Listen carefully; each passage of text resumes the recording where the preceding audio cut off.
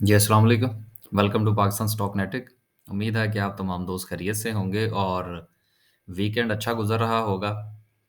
गुज़िश्ता कोई 1-2 वीक से वीकेंड पे हमारी वीडियो अपलोड नहीं हो सकी, तो इस बार मैंने सोचा कि यार सुबह-सुबह ही कोई टाइम निकाल के वीडियो बनाई जाए, ताकि ये ना हो कि फिर मसरूफ़ियत की वजह से काम इस बार भी रह जाए।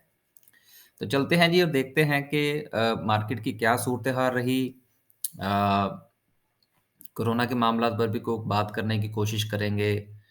देखेंगे कि मार्केट जो है क्या ये वक़्ती तौर पर जो है वो इस जगह पर स्टक हुई हुई है, यहाँ के कुछ लॉन्ग टर्म जो है वो मार्केट में कोई फ़ॉल जो है वो हमें देखने को मिल सकती है। तो ये बातें देखेंगे जब हम कैंडल को डिस्कस करेंगे। आज जो है जी जुमे वाले दिन जो है वो मार्केट ने 0.25 00 ही है तकरीबन कि मार्केट जहाँ से चली थी, मार्केट उसी जगह पर खड़ी रही। 46,000 का जो एक लेवल है मार्केट के लिए, वो काफ़ी समझ लें कि मुश्किल हुआ है। मार्केट जो है वो 46 के करीब-करीब जाती है और फिर वहाँ से वापस आ जाती है। इसकी क्या वजह है? देखिए मार्केट के अंदर समझ लीजिए या रोज़मर्रा रूटीन के अंदर समझ लीजिए कुछ साइकोलॉजिकल लेवल्स होते हैं चीज़ों के। नफ्सियाती हदूद होती हैं चीज़ों की जिनके बारे में ये कहा जाता है कि जब आप उसको अबूर कर जाएँ तो फिर आपके लिए चाहे अगला रास्ता जो है वो मज़ीद मुश्किल ही क्यों ना हो लेकिन आपको वो आसान ही मालूम होता है। इसी तरह से ट्रेडिंग की दुनिया में जो ट्रेडिंग साइकोलॉजी है, उसमें भी ये मामलात इसी तरह से चलते हैं। इसमें भी इंसानी नफ्सियात का बड़ा अमल दखल होता है। ये कारोबार है, सट्टा नहीं है। तो जब कारोबार है तो फिर कारोबार के जो कुछ कारोबारी नफ्सियात होती हैं, उसका भी पूरा-पूरा अमल दखल होता है हमारी स्टॉक मार्केट के अंदर। तो लिहाज़ा हमें यहाँ पर भी उन तमाम चीज़ों को मलहूज़ ख़ातिर रखना चाहिए जिन चीज़ों को या जिन मामलात को हम अपने रोज़मर्रा ज़िंदगी के दीगर कारोबार के अंदर मलहूज़ ख़ातिर रखते हैं। तो लिहाज़ा ये 46,000 का जो एक इंडेक्स है, एक साइकोलॉजिकल लेवल है, अब ये देखिए यहाँ पर चूँकि आज वीकेंड है, थोड़ा मैं भी मेरे पास भी टाइम है, आप भी अगर मुनासिब समझिएगा तो सुन लीजिएगा, नहीं तो स्किप कर दीजिएगा। देखिए साइकोलॉजिकल लेवल हम ये क्यों कहते हैं जी कि ये फलाँ लेवल है जी, ये बड़ा मज़बूत लेवल है। अब ये ज़रा आज इसके ऊपर ज़रा थोड़ी-सी चीज़ें समझ लीजिएगा। इसी तरह से चाहे वो अपर साइड का लेवल हो या वो डाउन साइड का कोई लेवल हो, ठीक है? उसकी अहमियत ज़्यादा क्यों बन जाती है? मसलन, एक बार मार्केट उस लेवल से टकराई, उसको क्रॉस नहीं कर पाई। दूसरी बार टकराई, तीसरी बार टकराई, चौथी बार टकराई। फिर क्या हुआ कि मार्केट वहाँ से नीचे आ गई। फिर कुछ अरसे के बाद, कुछ दिनों के बाद मार्केट दोबारा फिर वहाँ तक पहुँची। अब दोबारा जब मार्केट वहाँ तक पहुँचेगी, तो ये एक इंसानी नफ्सियात है कि वो इस प्रीवियस हिस्ट्री को देखेगा और प्रीवियस हिस्ट्री को देखकर वो ये सोचेगा कि यार पिछली मर्तबा मार्केट ने इस लेवल को 5-6 बार टच किया था, लेकिन वो इसको अबूर नहीं कर पाई थी। लिहाज़ा वो इसको एक स्ट्रॉन्ग रेजिस्टेंस समझेगा और दोबारा मार्केट जितने चाहे ज़ोर से क्यों ना ऊपर की तरफ मूव करे, वो फिर भी उसके ज़हन के अंदर एक डर और एक खौफ होगा कि मार्केट इस लेवल को अबूर नहीं कर पाएगी और वो क्या करेगा? वो यहाँ पर सेलिंग करेगा। तो जब वो इस लेवल पर सेलिंग करेगा, तो मार्केट की स्ट्रेंथ कमज़ोर होगी, जिससे मार्केट एक बार फिर इस लेवल को अबोर करने में नाकाम होगी। तो इस तरह साइकोलॉजिकल लेवल्स बनते हैं। ये किसी जगह ऐसा नहीं होता कि आप किसी भी लेवल को साइकोलॉजिकल लेवल कह दें, नहीं। ये इंसानी नफ्सियात ही लेवल्स बनाती है और इंसानी नफ्सियात ही लेवल्स तोड़ती है। ठीक है ना? और यही सेम फ़ॉर्मूला जो है, ये मार्केट के डाउनवर्ड्स पर भी लागू होता है।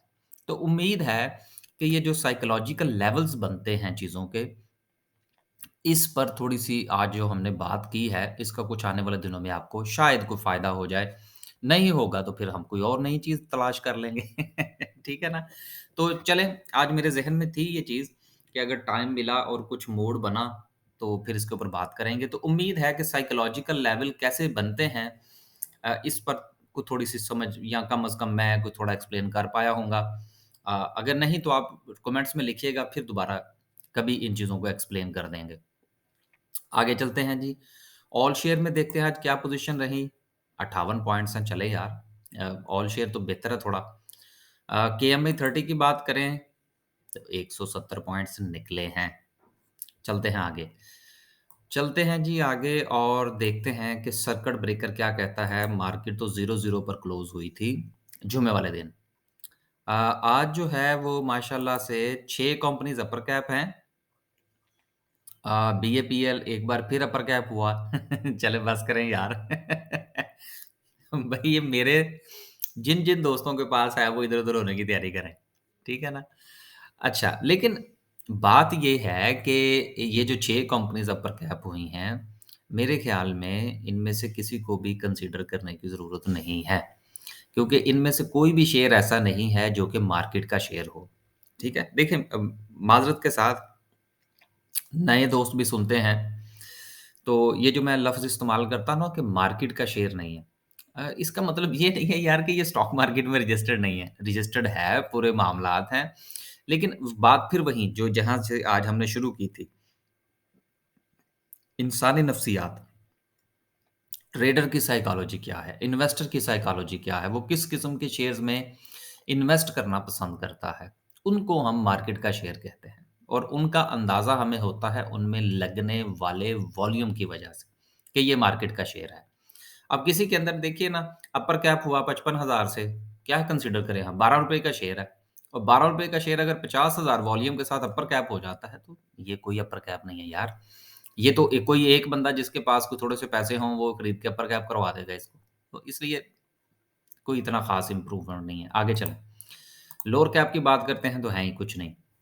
आगे चलें जी और देखते हैं कि ग्राफ़िकल व्यू क्या कहता है। ग्राफ़िकल व्यू में आज भी जो है वो टेक्नोलॉजी सेक्टर है, फिर रिफ़ाइनरीज़ होगा बाइकों की वजह से, कमर्शियल बैंक्स हैं, investment banks, engineering, food, chemical, oil and gas, marketing है, एक्सप्लोरेशन नहीं है। मिसलेनियस है और पावर जनरेशन है।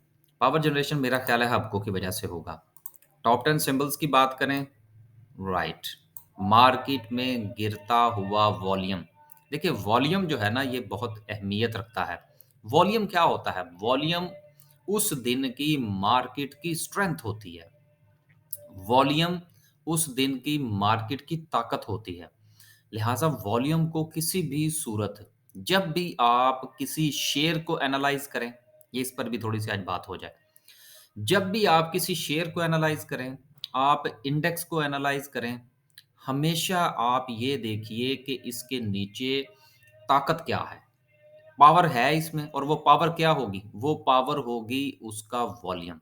अगर उसमें वॉल्यूम होगा तो आप उस शेयर की या उस इंडेक्स की उस मूव को कंसीडर करेंगे।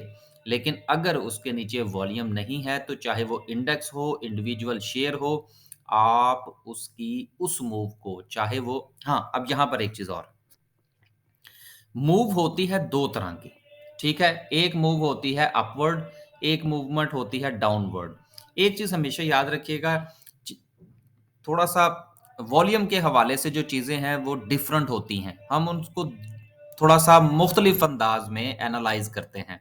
नंबर 1 कि अगर वो चीज़ ऊपर जा रही है, तो फिर वॉल्यूम जो है वो बहुत ज़्यादा कंसीडर करेगा। आप यूँ समझ लीजिए कि अगर आप उसको एनालाइज़ कर रहे हैं तो वॉल्यूम को आप कोशिश करें कि 90 नंबर दें। फिर कहीं जाके आप उसको एनालाइज़ करें, तब जाके वो एनालिसिस किसी हद तक बेहतर साबित होगा। लेकिन अगर मार्केट की या शेयर की मूव जो है वो डाउनवर्ड में है और वॉल्यूम कम है, उसके बावजूद भी आप उसको कंसीडर करेंगे। उसकी क्या रीज़न है? ऊपर चढ़ती हुई मार्केट को अगर वॉल्यूम कम हो, तो आप उसके ऊपर रिलाय नहीं करेंगे। लेकिन नीचे आती हुई मार्केट में अगर वॉल्यूम कम हो, तो आप उसको कंसीडर करेंगे। ये चीज़ें एक दूसरे के इन्वर्सली प्रोपोर्शनल है सॉरी एक दूसरे के ऑपोजिट हैं कि अगर मार्केट जो है वो ऊपर जा रही है, हाई की तरफ जा रही है, तो वॉल्यूम जो है वो इंक्रीज़ होना चाहिए। लेकिन अगर मार्केट जो है वो डाउनवर्ड है, तो फिर चाहे वॉल्यूम कम भी हो, लो वॉल्यूम हो, फिर भी आप इसकी डाउनवर्ड को कंसीडर करेंगे। अगर ये पॉइंट समझ में आ गया हो या मैं सही तरीके से एक्सप्लेन काया हो कर पाया हूँ तो वेल एंड गुड, नहीं तो कोई बात नहीं। वो लिख दीजिएगा, फिर कभी हम दोबारा इसको डिस्कस कर लेंगे।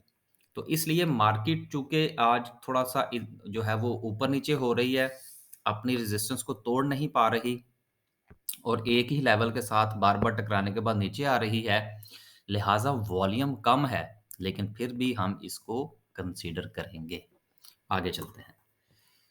आगे चलते हैं, क्योंकि वॉल्यूम का कम होना बज़ाते खुद एक नेगेटिविटी होती है, ठीक है? देखिए, मार्केट का मुँह नीचे की तरफ है, ये तो नेगेटिविटी है। इसके साथ अगर वॉल्यूम भी कम है, तो ये भी इटसेल्फ एक नेगेटिविटी है। तो वो क्या कहते हैं जी कि नेगेटिव और नेगेटिव बराबर है 2 नेगेटिव के। ठीक है ना? ये एक नया फ़ॉर्मूला मैंने बना दिया। हालाँकि माज़रत ये ऐसा कोई फ़ॉर्मूला नहीं है। ये सिर्फ़ जस्ट वैसे ही समझाने के लिए जिसको हमारे पंजाबी में कहते हैं ना झटका तरीका, तो ये झटका तरीका है कि एन एन बराबर है 2 एन के। ठीक है ना? तो वो नेगेटिविटी डबल हो जाती है। आगे चलते हैं जी। आगे चलते हैं और बस यार मैं ना वो एक होता है जिसको वो क्या कहते हैं यार इंटरैक्टिव बोर्ड होता है एक डिजिटल इंटरैक्टिव डिजिटल बोर्ड होता है। वो मैंने यहाँ से देखने की कोशिश की है, मुझे कहीं से मिला नहीं यार वो। मुझे शायद हफ़ीज़ सेंटर या शायद हार रोड जाना पड़ेगा। अगर कोई आप दोस्तों में से हो ना एक्सपर्ट इसका आईटी वगैरह का, तो वो ज़रा बताइएगा यार ये इंटरैक्टिव डिजिटल बोर्ड जो है ये कहाँ से मिलते हैं? वहाँ से यूके में तो बड़े आराम से मिल जाते हैं। बल्कि वो आवाज़ दो तो घर आके छोड़ जाते हैं, यहाँ पर तो चीज़ ढूँढने से नहीं मिलती। तो वो मैं चाह रहा था कि चलें यार वो एक खरीद लिया जाए, ताकि चीज़ें जो हैं वो थोड़ा-सा मैं वो क्या कहते हैं जी उसको, अगले लेवल पर ले जाने की जो है ना वो मैं कोशिश कर रहा हूँ, ताकि चीज़ों को ज़रा एक्सप्लेन किया जाए यार। ये जो मुँह छुपा के वीडियो बनाना है ना इसमें काफ़ी सारी चीज़ें जो है ना वो रह जाती हैं। आगे चलते हैं। आगे चलते हैं जी और देखते हैं कि आज की कैंडल क्या कहती है। कैंडल को डिस्कस करने से पहले मैं ज़रा चाह रहा था कि अगर एनसीओसी की वेबसाइट अगर हम खोल लें, आज थोड़ा टाइम है ना, समझे करें। तो जब वक़्त हो तो उसको इस्तेमाल करना चाहिए। एनसीओसी क्या कह रहा है, इस पे ज़रा थोड़ी-सी बात करेंगे तो फिर हम इंशाल्लाह कैंडल को डिस्कस कर लेंगे। आज टाइम तो होगा आपके पास थोड़ा, टाइम मिले तो देख लीजिएगा, नहीं तो ये वाले सेगमेंट स्किप-स्कुप करके जो चीज़ देखनी हो वो देख लीजिएगा। अब ये खुल जाए सही। उम्म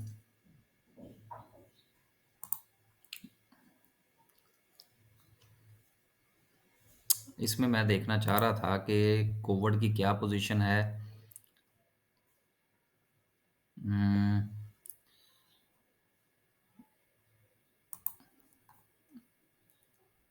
अगर इसमें से मिल गई ना, तो फिर सूरत-ए-हाल मैं जो बताना चाह रहा था ना, वो शायद हमें थोड़ी-सी आसानी हो जाए। लेकिन मुझे लगता है कि इस पे हमें कुछ नहीं मिलेगा। उम, पॉलिसीज़ हैं, गैलरी है। नहीं यार, मुझे तो इसमें से कुछ नहीं मिल रहा। वो मैं ये देखना चाह रहा था कि सूरत-ए-हाल क्या है? अ, ये इस पे तो हमें कुछ वो परसेंटेज ही नहीं मिल रही। वो मेरा ख़्याल था कि आज ज़रा आपके साथ डिस्कस कर दी जाए।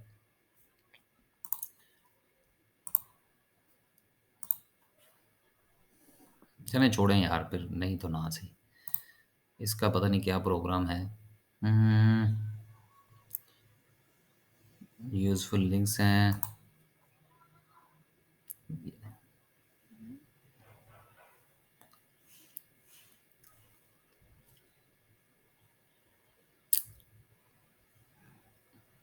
छोड़ें यार, रहने दें। तो सिर्फ़ बात करने का मतलब ये था कि एनसीओसी के मुताबिक जो चीज़ें हैं, ये ज़रा मैं थोड़ा-सा बता दूँ कि कोरोना वायरस और ख़ास तौर पर ओमी-शोमी जो है ना, उनकी जो परसेंटेज है, वो पहले थी 0.5 और अब ये इंक्रीज़ करके कोई 8% प्लस पे चली गई है। अब इसी तरह से अगर ये चीज़ें जो हैं, ये इंक्रीज़ करती हैं, तो आने वाले दिनों में मार्केट के ऊपर मज़ीद प्रेशर पड़ सकता है। अब गुज़िश्ता 2 दिन की अगर हम बात करें, फ्राइडे वाले दिन की बात करें और थर्सडे वाले दिन की बात करें, तो 2 दिन जो है वो मेरी तरफ से तो कोई ख़ास बाय की कॉल्स नहीं थी और मेरा यही था कि ज़्यादा से ज़्यादा सेलिंग के ऊपर जो है वो गौर किया जाए, जो कि क जहाँ तक भी मुमकिन था, वो हमारे दोस्तों ने किया। तो लिहाज़ा अब मेरा ये ख़्याल है कि एक आध दिन जो है वो मज़ीद देखा जाए। अगर ये सूरत-ए-हाल मज़ीद इंक्रीज़ करती है कोरोना वाली, तो लॉकडाउन की तरफ जाएँ या ना जाएँ, लेकिन इसका मार्केट के ऊपर प्रेशर ज़रूर होगा। लिहाज़ा इस चीज़ को आप कंसीडर ज़रूर कीजिएगा। आगे चलें जी और देखते हैं आज की कैंडल को। देखें आज की कैंडल बहुत डेंजरस है।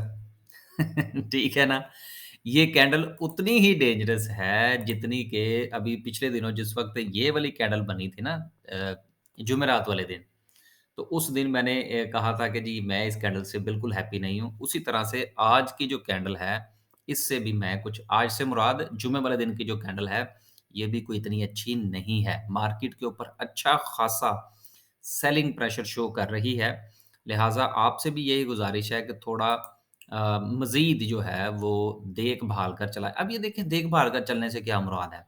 कि बंदा मार्केट में काम करना छोड़ दे? नहीं, ऐसा नहीं है। देखभाल कर काम करने का मकसद ये होता है कि फ़र्ज़ कीजिए आपने किसी कंपनी के मूड बनाया हुआ है जी कि मैंने उसके 1000 शेयर खरीदने हैं, ठीक है? तो देखभाल के चलने का क्या मतलब है कि आप ऐसा करें कि आप उसके 200 शेयर खरीद लें, ठीक है? 20% खरीद लें और फिर देखें कि मार्केट क्या करती है। फिर उसके अकॉर्डिंगली चलें। अगर फ़र्ज़ कीजिए कि मार्केट जो है, वो जिस तरह से ये कैंडल बनी है, ठीक है? अब इस कैंडल की वजह से हमें या इससे पहले ये कैंडल थी, हमें ये नज़र आ रहा है जी कि मार्केट में काफ़ी प्रेशर है, ठीक है? और वक़्ती तौर पर क्या हुआ कि इस शेयर की प्राइस के अंदर को 3% का इज़ाफ़ा हो गया, ठीक है? तो आप क्या करें, इस 200 में से 100 शेयर जो हैं, वो आप सेल कर दें, 3% प्रॉफ़िट के ऊपर। ठीक है?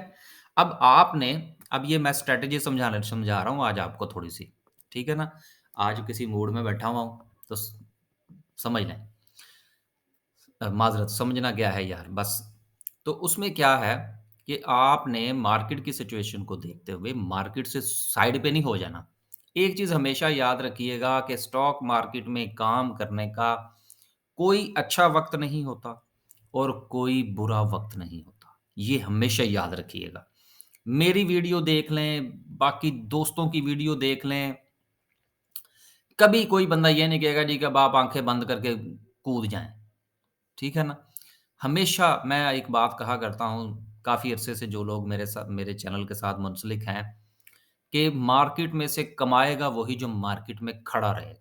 अब मार्केट में खड़ा रहने से मुराद ये होती है कि आपका कुछ ना कुछ हिस्सा मार्केट में होना चाहिए। चाहे वो मार्केट अप ट्रेंड में हो या डाउन ट्रेंड में हो, वही लोग कमाते हैं। जो इस चक्कर में आते हैं जी कि हम मार्केट अब डाउनवर्ड में चली गई है और अब हम खरीदेंगे और रातों-रात हम अमीर और हो जाएँगे, ऐसा कुछ नहीं होता सर जी। हकीकत की दुनिया में ऐसा कुछ नहीं होता। ये चीज़ें सिर्फ़ ड्रामों और फ़िल्मों में देखने को मिलती हैं। अब वापस आते हैं अपनी स्ट्रैटेजी की तरफ। दोबारा फिर बयान कर दूँ, अब फ़र्ज़ कीजिए मार्केट के हालात अच्छे नहीं हैं, ठीक है? अब और आपने एक शेयर को एनालाइज़ कर लिया और आपने ये उसका फ़ैसला किया जी कि मैं इसके 1000 शेयर खरीदूँगा, ठीक है? अब ये भी नहीं है कि आप एकदम से खरीद लें, नहीं, मार्केट को एनालाइज़ करें, शेयर को एनालाइज़ करें, 200 शेयर खरीद रहे हैं, 20% खरीद लें जी, ठीक है? 20% खरीद लिया, फिर अकॉर्डिंग टू मार्केट सिचुएशन चलें। अगर मार्केट यहाँ से पॉज़िटिव हो जाती है और आपका शेयर जो है पॉज़िटिव हो जाता है, 10% बेच दें। फिर क्या है, मार्केट के ऊपर प्रेशर आया, शेयर नीचे आया है, 10% बेचा था, 20% मज़ीद बाय कर लें। यहाँ से 10% बेच के आपके पास बचा था 10%, 20 आपने और बाय कर लिया, तो आपके पास ये हो गया 30%। ठीक है? अब ये 30% जो आपने बाय किए हैं, इसमें से 10% जो है उसकी ऑलरेडी आप प्रॉफिट टेकिंग कर चुके हैं। लिहाज़ा कुछ ना कुछ प्रॉफिट भी आपके पास आ गया, कैश भी वापस आ गया। उसी प्रॉफिट और उसी कैश को दोबारा फिर इंजेक्ट करें और 30% की आप मूव बनाएँ। फिर देखें मार्केट क्या करती है। तो कहने का मतलब ये है कि मार्केट की जो छोटी-मोटी मूव चलती है, उसके साथ चलने की कोशिश करें। अगर आप मार्केट के साथ लटकने की कोशिश करेंगे या शेयर के साथ लटकने की कोशिश करेंगे, तो वो या तो आपको बहुत ऊपर ले जाएगी और या बहुत नीचे फेंक देगी। ऐसी सूरत में क्या होगा? ऐसी सूरत में मेरे उन दोस्तों का की तरह से आपका भी सिचुएशन बनेगी कि जिन्होंने शेयर 2-2 साल के पहले खरीद रखे हैं और अभी तक वो ऊपर वाले लेवल्स पर फँसे हुए हैं। ये हमेशा क्यों होता है? हमारे साथ ही ऐसा क्यों होता है कि हम ऊपर क्यों फँस जाते हैं? हम ऊपर इसलिए फँस जाते हैं कि हमारी स्ट्रैटेजी नहीं होती। आप मेरी वीडियो देखते हैं, किसी और की वीडियो देखते हैं जी, फलाँ शेयर खरीद लें जी, हम ठग करके अपना सारा पैसा उसके अंदर झोंक देते हैं और उसके बाद क्या होता है? या तो वो क्या कहते हैं वो हमारे पंजाबी के अंदर एक लफ़्ज़ बोला जाता है या पौं 12 या 3 काणे। ठीक है ना? पौं 12 का मतलब ये होता है कि वो तो या तो ठग करके वो फिर ठीक है, जो कुछ हो गया और 3 काने का मतलब क्या होता है? कि फिर आप ज़मीन-बोस हो जाते हैं। और मज़े की बात ये है कि मैंने ज़िंदगी में जिन लोगों के शेयर्स ठग करके इस किस्म के तुक्के लगते हैं, मैंने ज़िंदगी में खुशहाल उनको भी नहीं देखा। और जिन लोगों की चीज़ें फँस जाती हैं, वो तो वैसे भी फँस जाते हैं। वो तो फिर अपनी आने वाली नस्लों से भी कह देते हैं कि स्टॉक मार्केट में काम नहीं करना। तो आज बहरहाल कुछ मूड था, कुछ चीज़ें जो थी वो हमने डिस्कस की। ठीक है, कैंडलस्टिक के ऊपर हमने कुछ ज़्यादा बात नहीं की। अ, वो हम रोज़ ही करते रहते हैं, लेकिन इस किस्म की चीज़ें कभी-कभी मूड होता है डिस्कस करने को। वो ज़रूर जो है ना वो देख लिया करें। और आखिर में कुछ चंद बातें इस हवाले से कि देखिए मार्केट के अंदर मैं किसी के हवाले से ये नहीं कहूँगा माशाल्लाह से अच्छे लोग भी बड़े-बड़े अच्छे लोग काम कर रहे हैं और मैं तो ये समझता हूँ कि शायद जितने भी लोग काम कर रहे हैं वो मुझसे ज़्यादा पढ़े-लिखे, मुझसे ज़्यादा एक्सपीरियंस्ड और मुझसे ज़्यादा जो है वो मार्केट को समझते हैं। लेकिन आपसे ये गुज़ारिश है कि चंद चीज़ों से परहेज़ फ़रमाइए। क्योंकि मैंने गुज़िश्ता चंद दिनों मुझे कुछ दोस्तों ने चीज़ें भेजी थी। देखिए ये जो बने-बनाए सॉफ्टवेयर के ज़रिए से जो ट्रेडिंग है इससे परहेज़ फ़रमाइए, आपके हाथ कुछ नहीं आएगा। बने-बनाए सॉफ्टवेयर से परहेज़ फ़रमाइए उनकी बाइंग सेलिंग कॉल से परहेज़ फ़रमाइए। उसके बाद ये है कि मैंने एक मर्तबा पहले भी एक बात कही थी, मैं आज भी वही बात कहता हूँ। देखिए, आप मेरे साथ काम करें या ना करें, मसलन मेरी पेड सर्विस लें या ना लें, मुझे कोई उससे जो है ना वो नहीं है, आप माशाल्लाह से देखें, आप अपना फ़ैसला खुद फ़रमाइए। लेकिन अगर आपने पेड सर्विस लेनी भी है, अब मैं ये दोबारा फिर एक बात तफ़सील से कहने लगा हूँ, तो उन लोगों की लीजिए जिनका यूट्यूब का चैनल है। वो मैं क्यों कहता हूँ? यार ये मैं वीडियो बना रहा हूँ और दोस्त वीडियो बनाते हैं। आपको कम से कम ये तो पता चलता है ना कि यार ये बंदा जो बाइंग सेलिंग की कॉल देता है, फीस लेके इसकी वीडियो के अंदर ये कुछ चीज़ें बयान करता है, इसको कुछ आता-जाता भी है कि नहीं?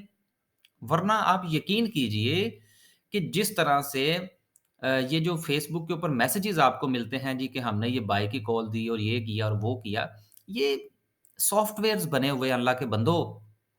सॉफ्टवेयर्स बने हुए हैं कि जिन पर ये आप मैसेजेस भी लिख सकते हैं और उसके बाद उसको कह देंगे जी ये मैसेजेस तो ओरिजिनल हैं।